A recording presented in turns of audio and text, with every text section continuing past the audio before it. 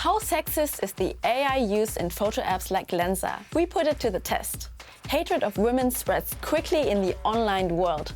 Misogynistic influencers reach an audience of millions of people. So, are women always at a disadvantage when we talk about the internet?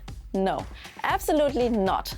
Femtech is booming. Tech applications specifically for women are becoming more and more popular, and society benefits as a whole. These are the topics of our International Women's Day edition.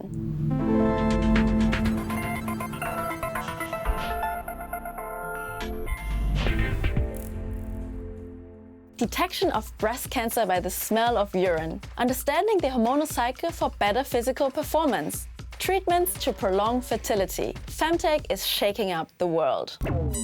Femtech is a technology sector focused on the needs of women. It includes all kinds of solutions and products, from apps, wearables, nutritional supplements to cancer detection technologies. One example is a biomedical device called the Blue Box. This home test can advise you to see a doctor if signs pointing towards breast cancer are detected. Similar to dogs smelling cancer, founder and bioengineer Judith Giro Bennett is developing a microprocessor that detects breast cancer from the smell of urine with the help of AI. That's great because a lot of women avoid mammograms for various reasons, including pain and fear of radiation. Femtech is also about building networks that allow women to talk about topics such as menstruation, pregnancy, or menopause. Applications can also provide services tailored to individual needs.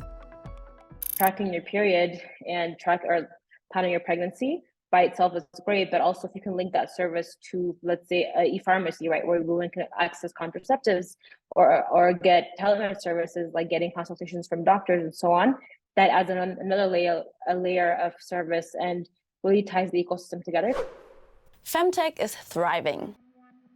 Today, femtech innovations are on the rise, from sustainable menstrual underwear to health trackers that analyze data from the wearer's fingers. Total femtech funding reached 15 billion euros in July 2022, a 15% increase in just 6 months' time. Pregnancy and nursing is the largest subsector, followed by reproductive health and contraception and menstrual health. Today, women around the world are striving to better understand their bodies because that ultimately leads to a healthier life.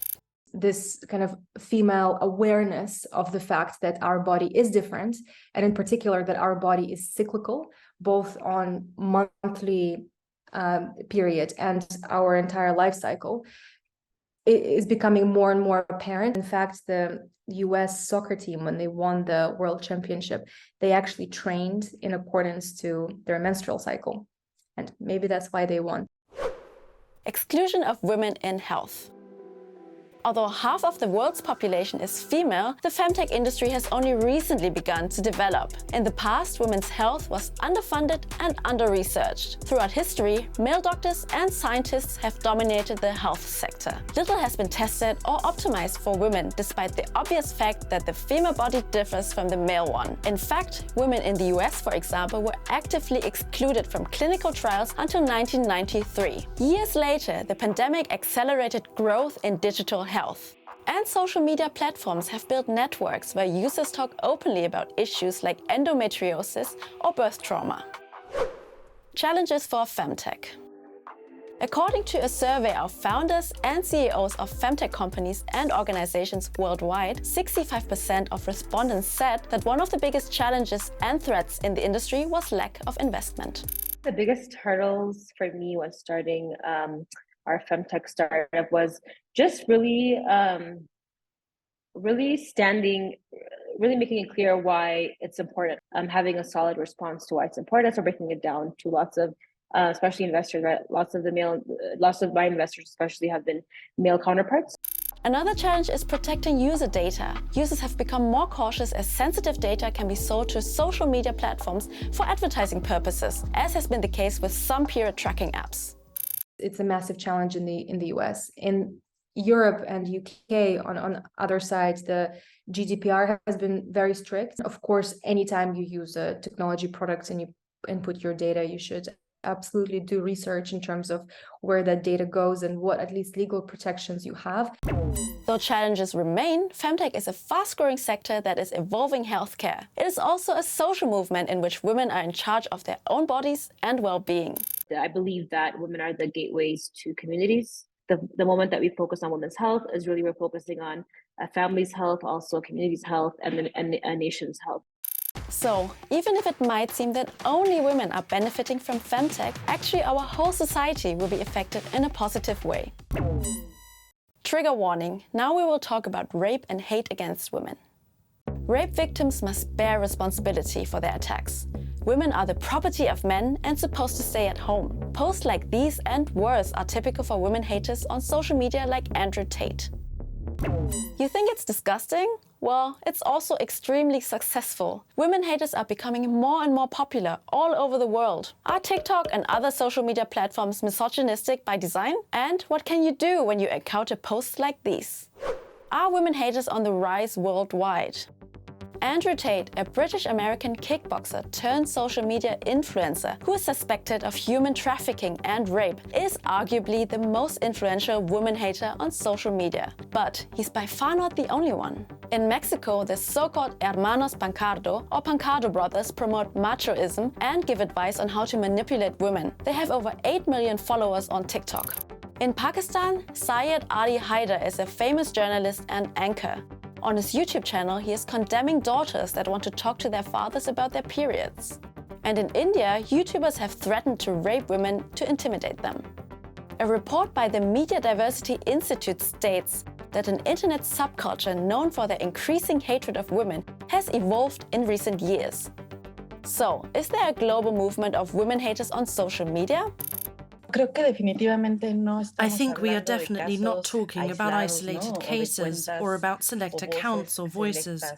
Everything we see in digital media and on all platforms, including TikTok, is going to be a reflection of reality. We cannot expect that the accounts on these platforms do not have these manifestations. Algorithms promote provocative content. Whether it's YouTube, Facebook, Instagram, or TikTok, the platform's algorithms favor videos with lots of interactions. The more provocative the content, the more likely people are to interact, share, and view again.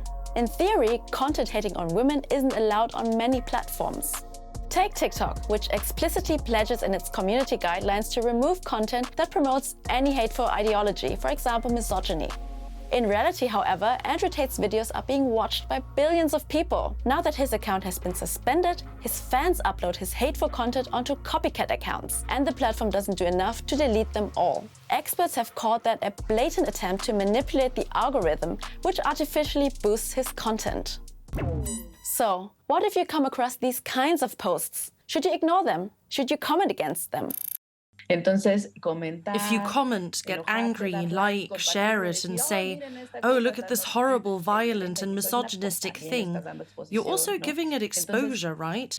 So what I think should be done is you should report and stop following the accounts. We can't do much more, right? In other words, the only thing that is going to make such a publication go down is a massive complaint. I personally think it's important to report these kind of posts. We should talk about the harm caused by online misogynists. Even if it makes you angry or sad, this is an issue far too important to stay silent on. Pictures generated by artificial intelligence are all the rage right now, like the portraits created by Lensa. Many users are happy to pay for an AI-generated portrait in a superhero or rockstar style, and they're great to post on social media. But a lot of women, among them US actress Megan Fox, complain about heavily sexualized results. Why is that so? But first, how do apps like Lensa work? With Lensa, users can create their own magic avatar by uploading 10 to 20 selfies to the app, like my colleague Roger here. The more diverse, the more interesting the results. Once your photos are on the app server, an AI software analyzes them, tags them with keywords, and generates new images in different categories like stylish, sci-fi, or anime. This takes about 20 minutes. To do that, Lensa draws information from an open-source dataset named LAION 5B. The database is put together by scraping and analyzing pictures from the internet. LAION 5B is basically creating a huge library of images of all kinds by putting labels on them. For example, man, woman, Caucasian, or Latina. And that's where the problems start. Is Lensa sexist? There seems to be a huge gap in what kind of images Lensa generates for men and women. Men often get flattering portraits of themselves as astronauts or superheroes. A lot of female users reported pics of themselves in nude or highly sexualized cartoonish portraits. We put that to the test and compared pictures of my colleagues Roger and Adriana. Roger is a white European male. While the selfies he uploaded weren't actual beauty shots, the results he got were mostly very manly versions of astronauts and superheroes. In most pictures we could recognize Roger, and there was no naked skin anywhere. My colleague Adriana comes from Latin America. She was confused that the app presented her in a very European look in most pictures, with whiter skin, brunette hair, and even blue eyes. In some photos she was dressed in tight, sexy jeans. And many results showed a lot of skin, even though none of the selfies she had uploaded did that. All in all, we couldn't really recognize her. While Adriana didn't get any nudes in her results, our little comparison does confirm some of the criticism that has recently surfaced online. Lensa draws on some pretty sexist and racist stereotypes. Who's to blame? Artificial intelligence is always only as good as the dataset it is relying on. Lensa seems to have worked with unfiltered images LAION 5B collects from all parts of the internet. And because the internet is overflowing with images of naked or barely dressed women and pictures reflecting sexist or also racist stereotypes, the dataset contains a disproportionate amount of these kinds of images. Lensa thus reproduces and enhances bias that is already existing in our society. Programmers of datasets could counteract this by applying certain filters. One possibility is removing images that are repeated often. That way, certain stereotypes could be eliminated. But app developers are responsible as well. Lensa's developers have made a choice that male avatars get to appear as astronauts and superheroes, while female avatars are fairy queens and cute Japanese girls. You might say, hey, this is just an image app, relax. But for me, Lensa is a very good example for the ethical implications that come with AI applications. I think we as a society have to discuss thoroughly before we let AI make even more decisions for us. And we need more transparency and clear rules on how datasets are being put together. Have you used Lensa AI yet? What did your results look like? Let us know. I hope you enjoyed this episode of Shift. That's it from me. Bye and see you next time.